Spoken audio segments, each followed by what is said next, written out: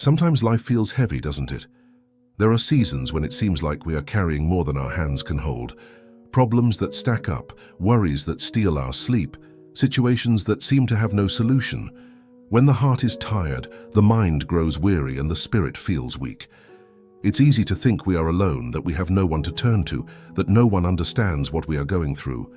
But the truth is, no, we are not alone. God is still present even when we don't feel Him.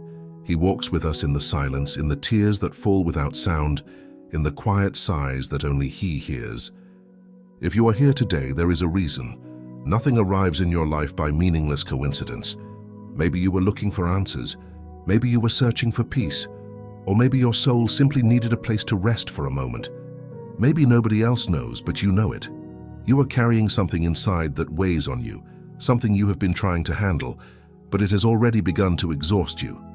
This message is for you, to remind you that there is still hope, that there is still a way forward, that you are not fighting alone. Because when the heart feels overwhelmed, that is exactly where God wants to work. Many people today do not have a church nearby, or they cannot attend due to health, work, responsibilities, distance, or personal situations. And that is why this channel exists. So before we continue, I want to invite you to support this message by liking, commenting, and sharing this video.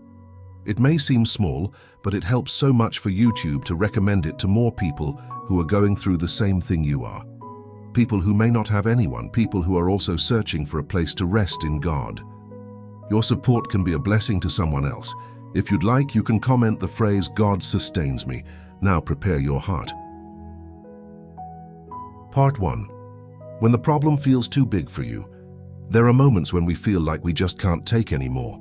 Not because we are weak, but because the weight has been constant, because we haven't had time to breathe, because responsibilities have stacked one on top of another. There are battles that no one sees, but that wear us down from the inside. There are thoughts that seem to take over the mind, scenarios we imagine that fill us with fear, memories that hurt, words that weigh heavy, decisions that become hard to make. Sometimes it's not just one situation, but several things at the same time. A financial worry, a family problem, an illness that doesn't seem to improve, emotional exhaustion, the pressure of having to be strong for everyone else while you are breaking inside. It's in those moments when the soul begins to weaken. When you start asking yourself, what do I do now? How do I face this? Where do I even begin? But I want you to understand something important from the very beginning. God does not expect you to handle everything on your own. There are burdens that were never meant for you to carry alone. There are situations that require you to loosen your grip to allow Him to do His part. You are not a superhero. You were not created to endure everything on your own strength. Faith does not require you to be invincible. Faith invites you to trust. The Bible teaches us that God is close to the brokenhearted. That means He does not move away when you cry. He does not move away when you are confused. He does not move away when you feel incapable. It is precisely in those moments that He draws closer. But when problems come, when the storm arrives, our natural reaction is to try to solve everything by ourselves. We think we can, that we must, that it's our responsibility, that showing vulnerability is failure. And no, it isn't. Think about this for a moment. How many times have you tried to solve something and instead of getting better, it got worse because you tried to fix it from exhaustion, from desperation, from fear? Clarity does not come from an agitated mind, it comes from a soul that rests. But to rest, you need to stop fighting alone. When David wrote the psalm that says, "Even though I walk through the valley of the shadow of death, I will fear no evil, for you are with me," he did not write it from the comfort of a palace. He wrote it during moments of hardship, persecution, and distress. He learned to trust God while running, while crying, while having nothing. Trust is not formed on calm days. It is formed in the days when life hurts. Maybe today you are in your own valley. And yes, I know, it's not easy. There are nights when your heart beats faster from worry than from life. There are mornings when emotional exhaustion feels heavier than the strength to get up. There are silences that hurt. There are questions without answers. But listen to this gently. God is not late. He is working right now. even if you can't see it. There are processes being arranged in your favor. There are doors you don't see yet that will open. There is strength you haven't felt yet that will come exactly when you need it. Because God does not abandon His own, no matter how dark it seems. If today you are facing something bigger than you, do not blame yourself, do not punish yourself, do not demand more than you can give. Admitting that it hurts is not giving up. Admitting that you need God is not weakness, it is wisdom. God wants to walk with you through the problem, not only once everything is resolved. He wants to strengthen you in the middle of the storm, not after it passes. He wants to show you that you are not alone, that even what now seems impossible can become a testimony of His faithfulness. Close your eyes for a moment, breathe and understand this. You are not here by accident. This message arrived exactly when it needed to. God is speaking to you. He knows how tired you are. And before we continue, I want to tell you something your heart needs to hear. Your story does not end here. This problem is not your ending. This burden will not destroy you, and there is still something ahead of you. Part 2. Taking the burden to God, not to your mind. When a problem comes, what usually exhausts us the most is not the problem itself, but everything we think about it. The mind begins to run, to create scenarios, to imagine outcomes, to recall what went wrong before, and project it into what could go wrong now. And that is one of the heaviest burdens we carry. Because it's not only what's happening outside, it's what's happening inside.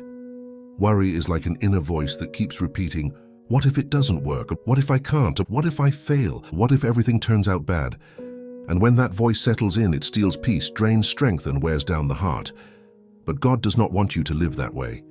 He did not create you so that your mind would be a battlefield where you always feel like you are losing.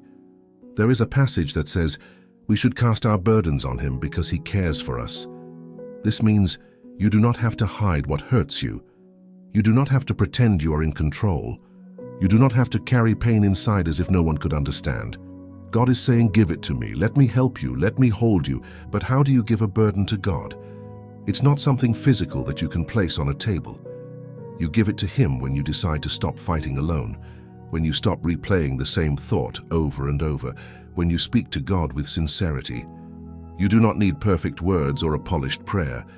God is not looking to be impressed. He is looking for honesty. It means saying to Him from your heart, I'm tired, I don't know what to do, I can't do this alone, I give this to you because I don't want to carry it without you anymore.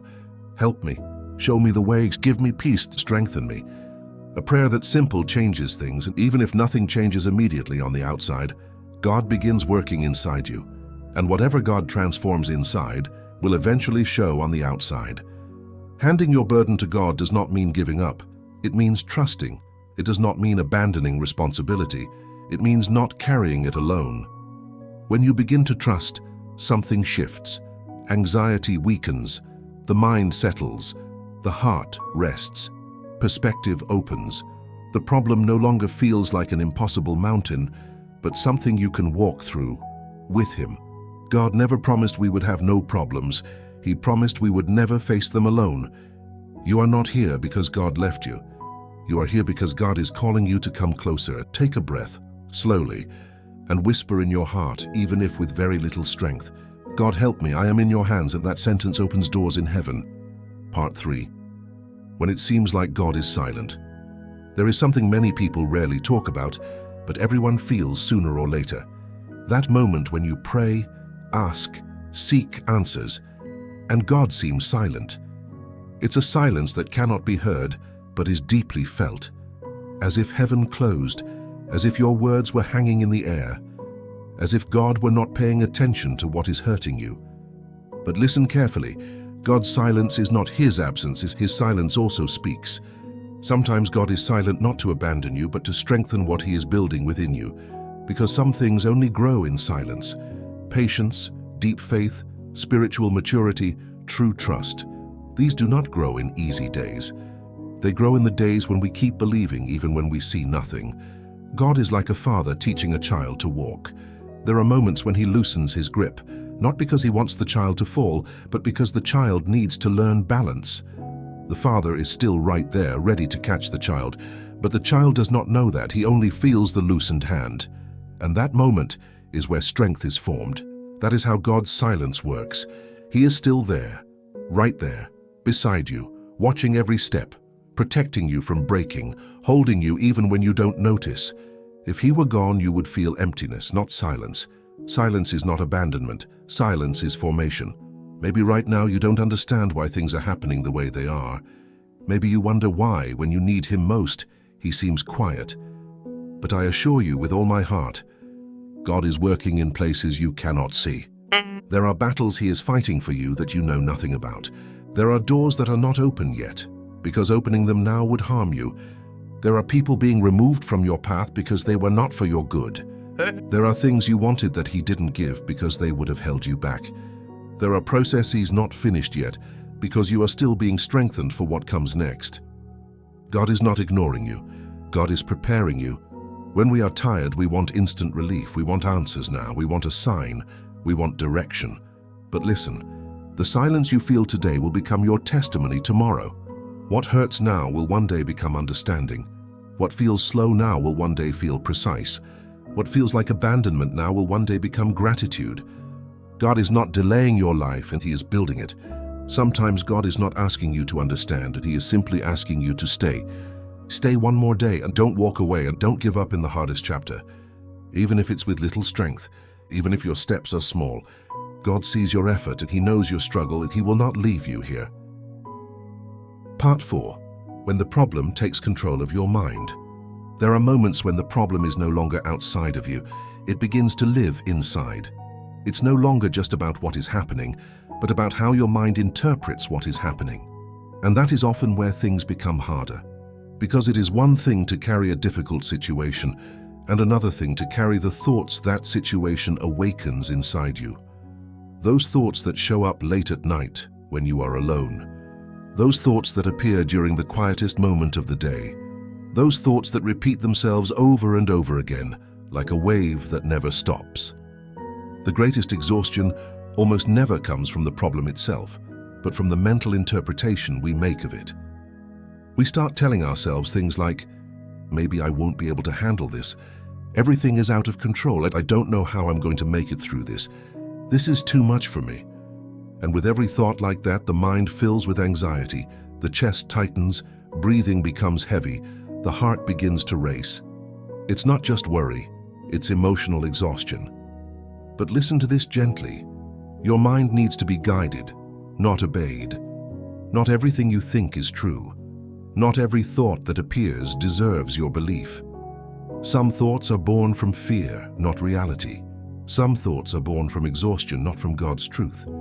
The greatest spiritual battle takes place in the mind. And God knew this. That is why He teaches us to renew the mind. Renewing your mind does not mean forgetting everything, nor pretending nothing is happening. Renewing the mind means remembering who walks with you. Renewing the mind is about changing your perspective, not denying your situation. If you see your problem from your weakness, of course you will feel defeated. But if you see it from God's strength, you will understand that you are not fighting alone. Think about this. If in your struggle you see yourself as small, tired, and without resources, then yes, you will collapse. But if you see yourself accompanied by God, if you remember that He is your support, your refuge, your strength, then the way you face the problem changes. Not because the problem disappears immediately, but because now you are not facing it from fear, but from God's presence. When the thought says you can't, respond from your soul, God sustains me. When the mind says everything is falling apart, respond from your heart, God protects me. When fear says there is no way out, respond with your faith, God makes a way where I cannot see one. This is not about positive phrases. This is spiritual truth. The truth that holds your life is not what you are seeing right now, but the one who sustains you in the middle of what you are seeing. Remember this. The enemy does not destroy your life by breaking what is outside of you. He tries to destroy your life by exhausting what is inside. Because if he steals your peace, he steals your strength. If he steals your confidence, he steals your direction. If he steals your faith, he steals your ability to get up again. So the first territory you must guard is your mind. And you don't do it alone, you do it with God. You do it by talking to Him, not when you know what to say, but when you don't. You do it reading His Word, even when you don't understand everything. You do it listening for His voice, even if it's just a whisper. Peace doesn't arrive suddenly. Peace is something cultivated day by day. Small steps, deep breaths, remembering who is with you, even when your emotions say otherwise. Don't demand clarity from yourself right now. Just breathe and stay. A mental battle is not won in one day. But every thought you choose not to believe, every fear you choose to hand to God, every burden you stop carrying alone, these are victories. Maybe today your mind is tired. Maybe today you feel like you have no strength. Maybe today everything feels too heavy, but you are here. And that already says something. It means you have not given up. It means you are still seeking God. It means something inside you still refuses to die. And whatever remains, even if small, even if fragile, God can use it to lift you again. Breathe, and God is with you, and He will not let you go. Part 5. God does not ask you to understand everything. He asks you to trust. There is something we struggle to accept. We will not always understand what God is doing. And for many, that is one of the hardest battles. Because when life gets complicated, our mind wants answers. We want to know why this is happening, why now, why in this way, why to us. We want to understand the plan before taking the step. We want to see the road before walking it. We want reassurance before trusting. But faith does not work that way. Faith is taking the step before seeing the road. It is walking while your heart is trembling. It is trusting even when logic says you shouldn't. It is believing even when nothing around you seems to be changing. God does not need you to understand what He is doing. He needs you to trust that He knows what He is doing.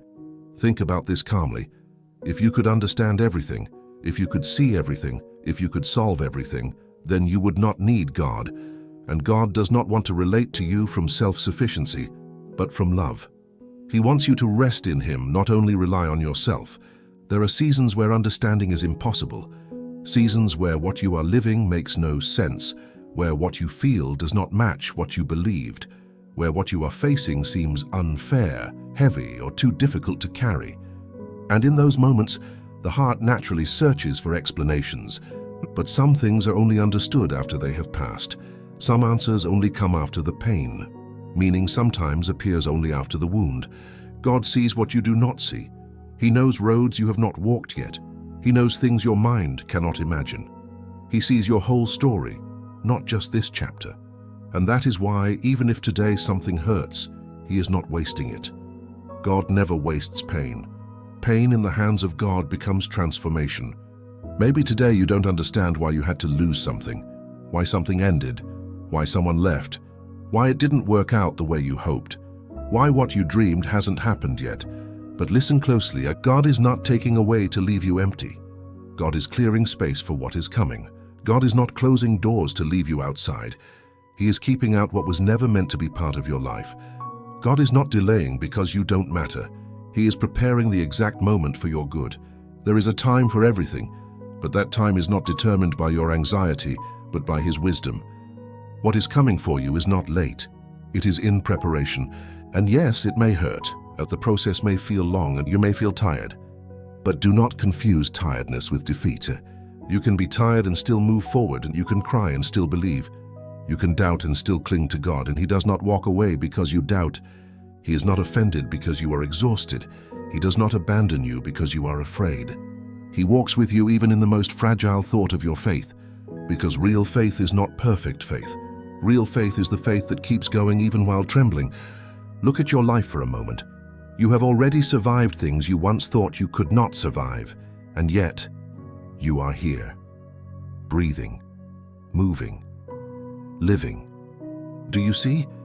It was not your strength, it was Him. What weighs on you today will not last forever. This is not the final chapter. Your story does not end in the page that hurts. God is still writing.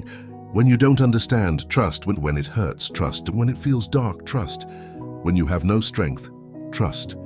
Because trusting is not knowing the outcome. Trusting is knowing who holds you through it. Breathe deeply. You are not walking alone. God is still with you. God is still working. God is still faithful. Part 6. God strengthens you in the process, not just at the end. Something we often forget is that God does not only want to bring you to the end of the process, He wants to walk with you through it. Many people think the blessing is only in the final result, the moment when everything is solved, when the problem disappears, when the answer comes and life feels light again. But the deepest blessing is not only in what God will do at the end, it is in what He is doing right now inside you. God is not waiting until you get through this to begin shaping you. He is using this very moment to form you. Everything you are living has purpose, and I know that phrase is said often, but do not hear it with your mind, hear it with your heart.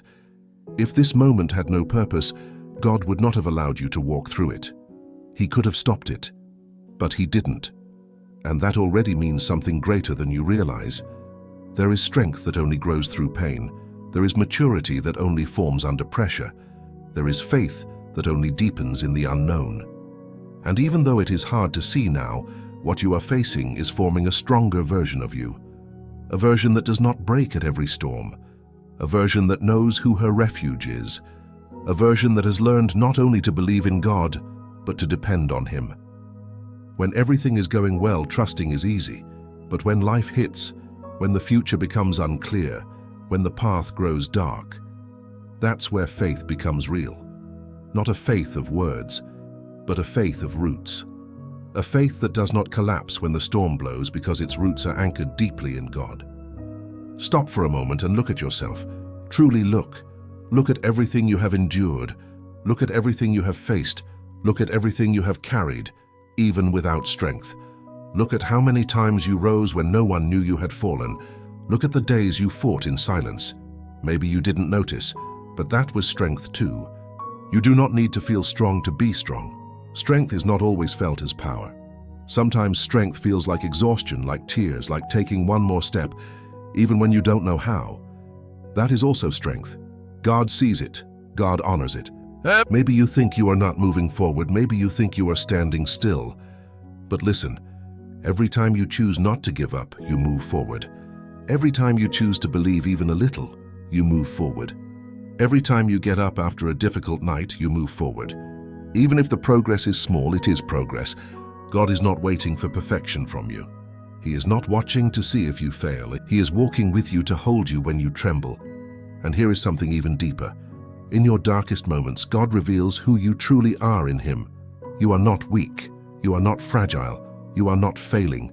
You are not someone who is losing. You are someone being formed. You are someone being refined. You are someone being prepared. What comes after this season requires a strength that is not built in comfort. God is expanding your inner capacity. He is strengthening your spirit.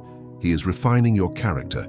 He is deepening your faith. And do not rush to the end will come, but now let God be your company.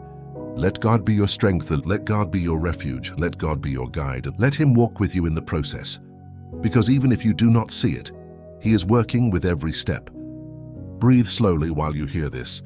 You are not going backward. You are being prepared. You are not losing. You are being shaped. You are not alone. You are being held. What hurts today will become your testimony. And not only for you, but for others who will one day need your strength. God is teaching you how to survive this season, so that later you will help others survive theirs. Part 7. Learning to rest in God even while the problem remains. There is something almost no one taught us. Resting does not mean the problem has disappeared. Resting means you are no longer carrying it alone. We often expect peace to arrive once everything is resolved. But God's peace doesn't work like that. God's peace arrives while the problem is still there. God's peace is not the absence of a storm. It is calm in the midst of it.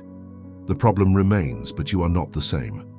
The pain remains, but it no longer destroys you. The uncertainty remains, but your heart does not sink. Why?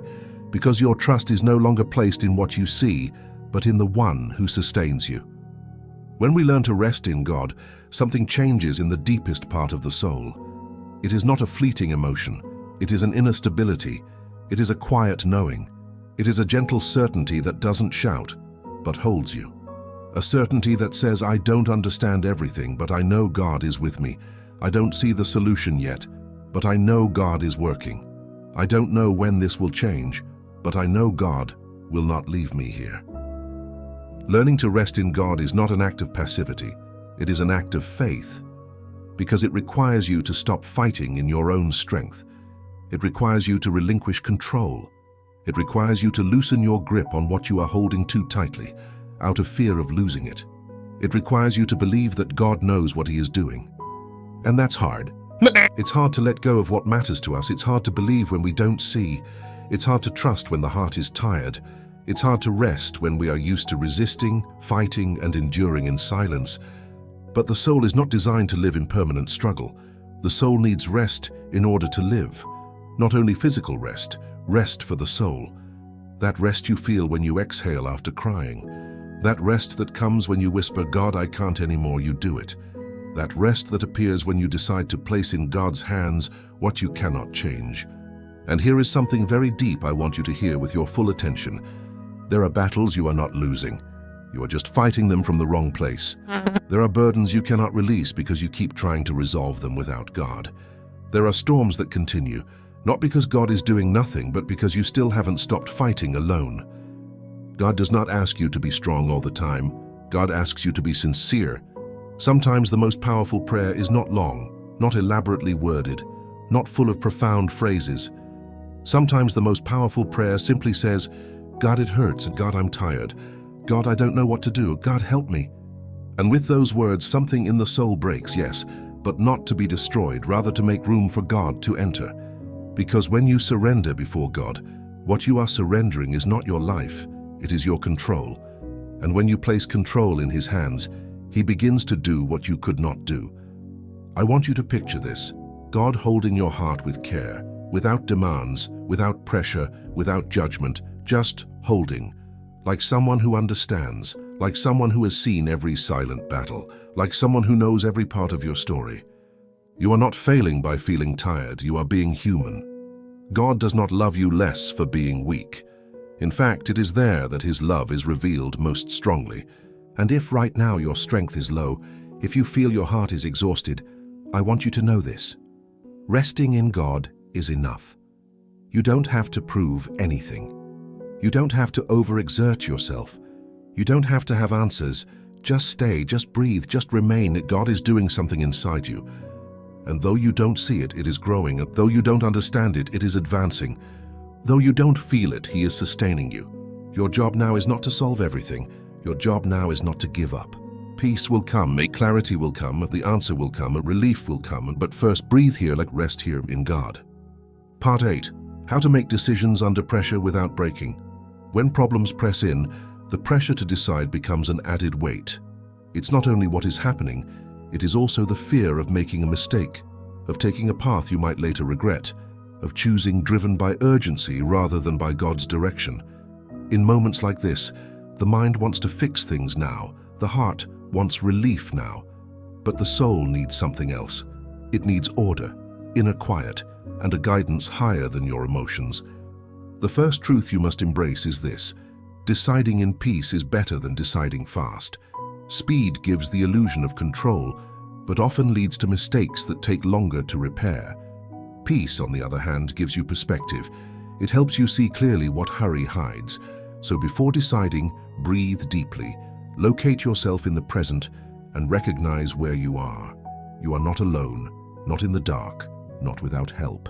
You are at a crossroads, yes, but God is with you at that crossroads. There is a practical order that will help you not break when you must choose. First, lower the volume of the inner noise. That means stepping away for a moment from the excess of opinions, from automatic urgency, from catastrophic thinking.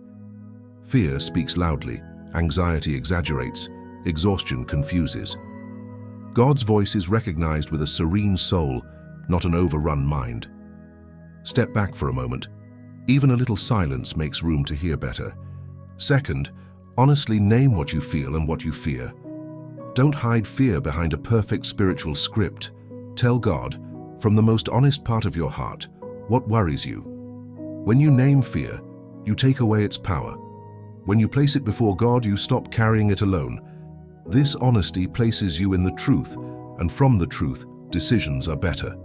Third, return to purpose. Ask calmly, does what I'm about to decide move me closer to or farther from what God has placed in my heart? Does it build or tear down what He has already asked of me? Decisions born from purpose tend to stand over time. Those born from haste tend to fall apart at the first strong wind. Purpose is like a compass. It does not avoid the storm, but it keeps you moving in the right direction.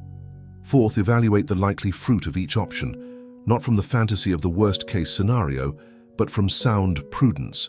What fruit will this decision bear in my relationship with God, in my home, in my finances, in my health, in my peace?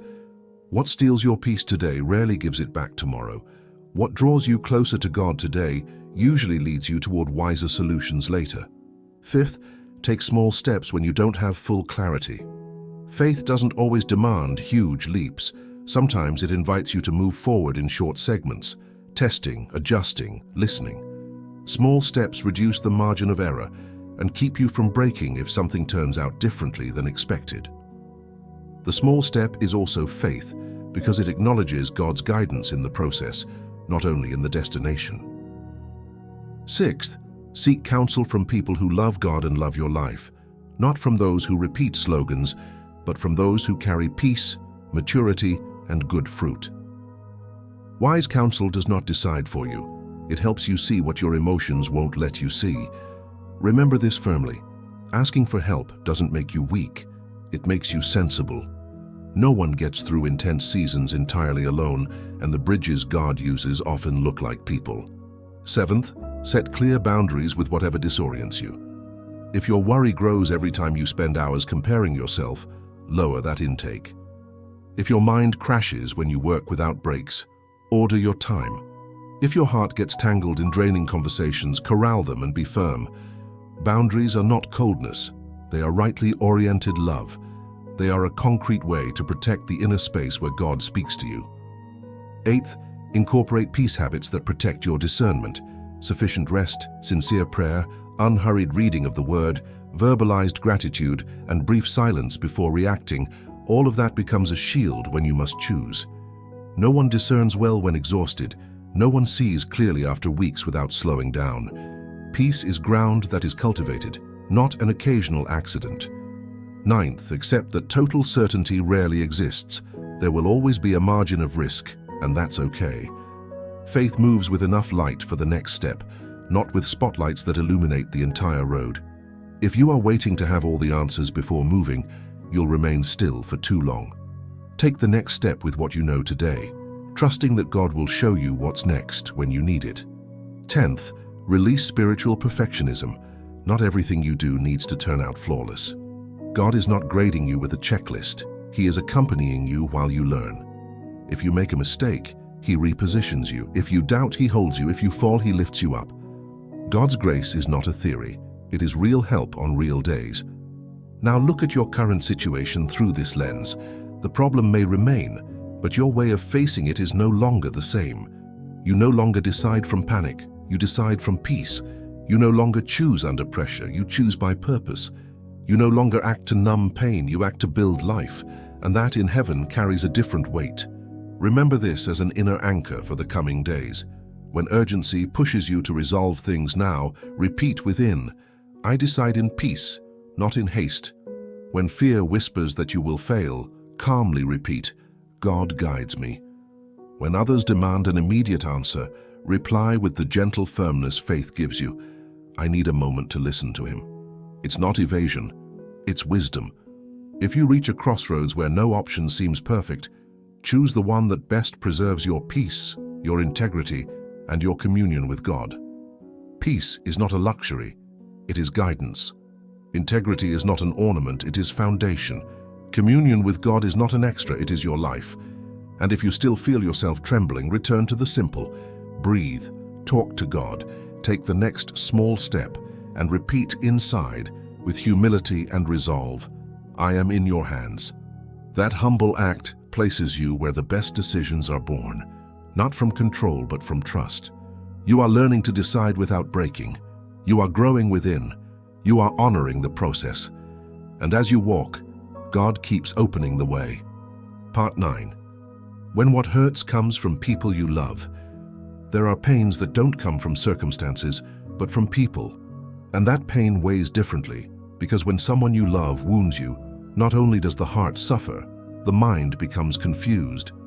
You don't understand how it happened, why it happened, or how something that began with affection turned into something that hurts today. That kind of pain hits deep because it doesn't come from an enemy, but from someone who knew your soul. There are words the chest seems unable to forget. There are silences that linger in the mind for days. There are gestures, looks, memories that return like a constant echo. And at that point, the heart feels divided. One part wants to heal, another doesn't know how. One part wants to forgive, another part is still bleeding. These kinds of wounds do not heal quickly. They are not healed by superficial pep talks. They are not healed by pretending it doesn't hurt.